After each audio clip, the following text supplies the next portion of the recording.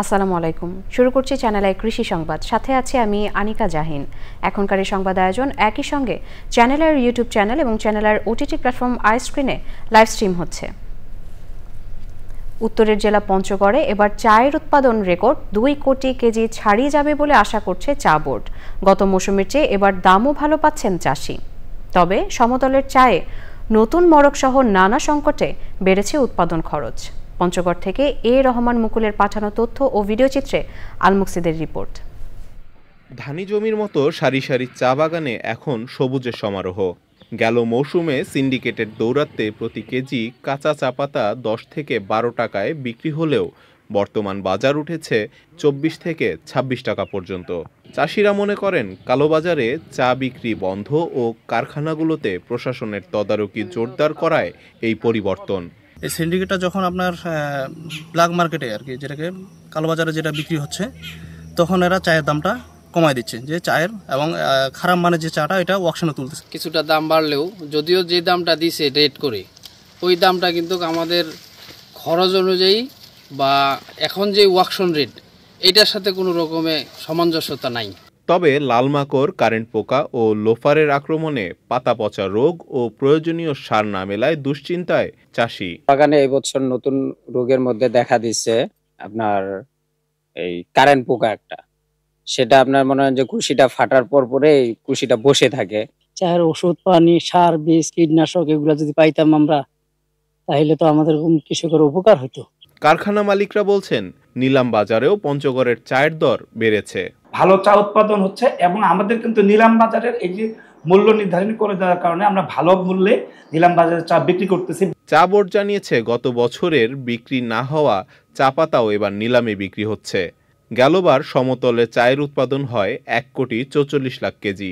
এবার তা 2 কোটি কেজি ছাড়িয়ে যাওয়ার আশা করা হচ্ছে।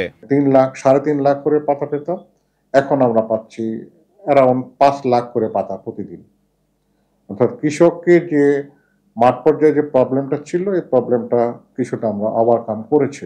গত 2 দশকে পঞ্চগড়ের প্রায় 8,000 চা বাগান গড়ে উঠেছে, যার মধ্যে চা প্রক্রিয়াজাত কারখানা রয়েছে 30টি। আল মুকসিদ, চ্যানেল আই। অভয়াশ্রম গড়ে তুলি, দেশি মাছে দেশ গড়ি, এই প্রতিপাদ্য নিয়ে জাতীয় মৎস্য সপ্তাহের সমাপনী উপলক্ষে নীলফামারীর সৈয়দপুরে মূল্যায়ন ও সাংস্কৃতিক অনুষ্ঠান হয়েছে। প্রধান অতিথি ছিলেন সৈয়দপুরের সিনিয়র উপজেলা মৎস্য কর্মকর্তা মোস্তারিনা আফরোজ। সে সময় সমবায় কর্মকর্তা মাহফুজার রহমান ও অন্যরা ছিলেন।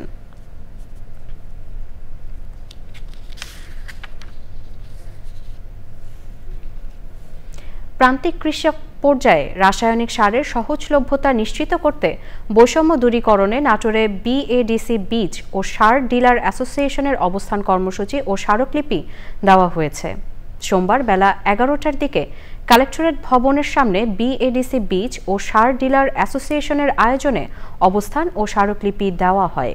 সে সময় ছিলেন বিএডিসি বীজ ডিলার অ্যাসোসিয়েশনের নাটোর জেলার সাংগঠনিক সম্পাদক মোহাম্মদ আসাদুজ্জামান বিপ্লব, বীজ ডিলার ওয়াহিদুজ্জান তুলা ও অন্যরা।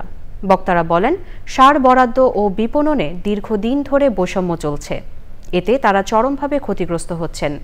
দ্রুত বৈষম্য দূর করে ডিলারদের সবার সমান সুযোগ নিশ্চিত করার আহ্বান জানান তারা। ঝালকাঠির রাজাপুরে বৃক্ষরোপণ কর্মসূচি হয়েছে।